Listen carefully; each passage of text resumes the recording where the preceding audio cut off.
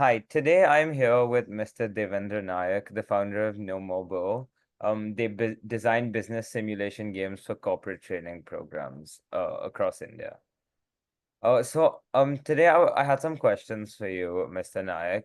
Firstly, what kind of games do you design? Where do you look for inspiration? And is there any play theory that you have drawn on?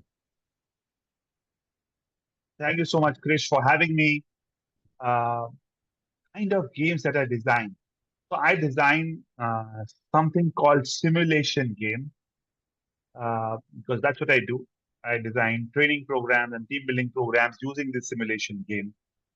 By simulation games, I mean that we try and take some aspect of real life and bring that into a game to help the players or the participants of my program experience different choices, behaviors in a setting that is, that is fun, engaging, at the same time allows them to be themselves and, generate insights.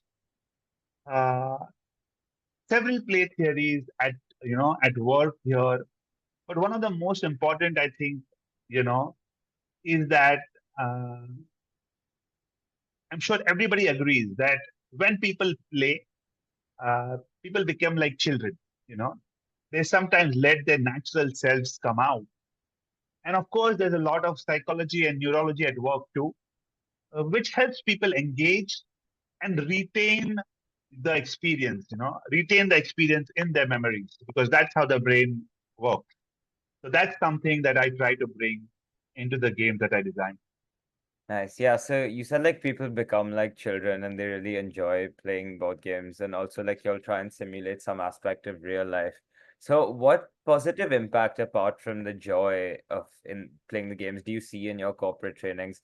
And like what skills do you address through your board game sessions if you have a few examples? Absolutely.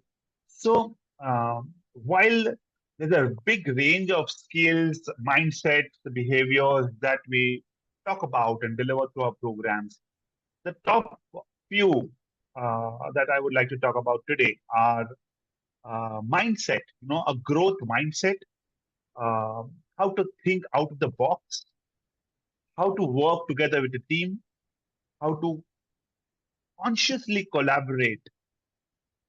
These are some of the skills that are really in focus right now. And, what's the outcome? What's the impact is what you ask.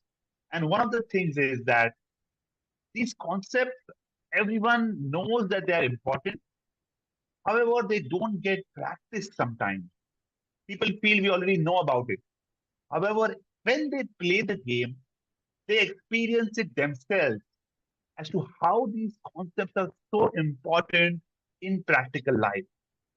And that realization, in a setting that is enjoyable, that is not very stressful, allows people to open their mind and be ready to learn, beyond the usual way of training. So that's the impact that these games create.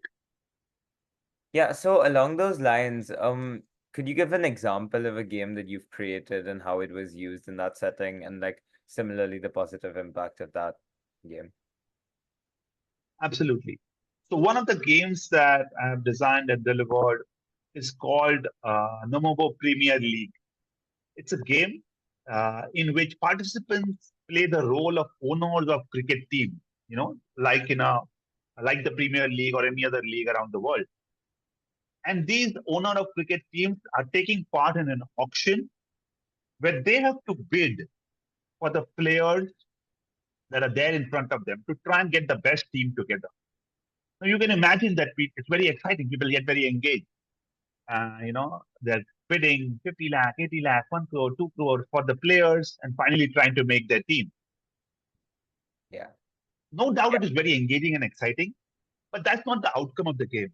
You know, the impact that gets drawn out is, for example, how do we react to change? Because one of the elements of the game is that throughout the auction, there are some changes that come up, which forces these teams, these players, to adapt. and maybe relook at their strategy. This also, for example, apart from looking at their own team and their own goals, how is it that they can look at the bigger picture? So this has helped when in organizations and teams where we want people to come together, be ready for a change and disruption that's all around us, and be ready to work together for the big picture. So this is a game that I've run more than I think more than 50 times now, and fantastic feedback and responses till now. Yeah, that sounds very interesting and something like I would like to play because it sounds like you can learn a lot from such a simple game and it would teach you a lot about life skills. So, to build on that and move a little away, so based on your experience of what you've seen through these games and some other games, Mhm. what workplace skills seem to be the most challenging for any adult? And how can play build these things from early years rather than focusing on them so late in someone's life? Absolutely, it's very key.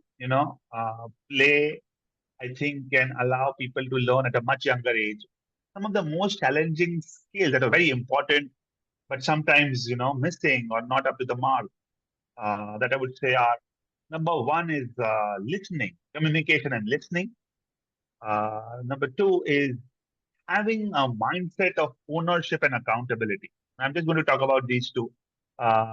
So even though people know that it's important to work in a team, that's not something that their entire journey throughout maybe their education or early career has you know led them to.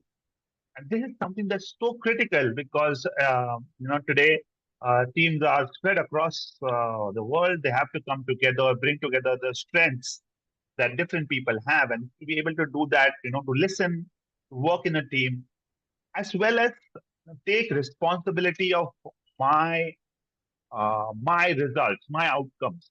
While there are so many people I'm working with, to still take ownership is again something that's very, very important. And I'm sure if more of the workforce gets into this mode and learns these skills from earlier on, it would make a big, big difference.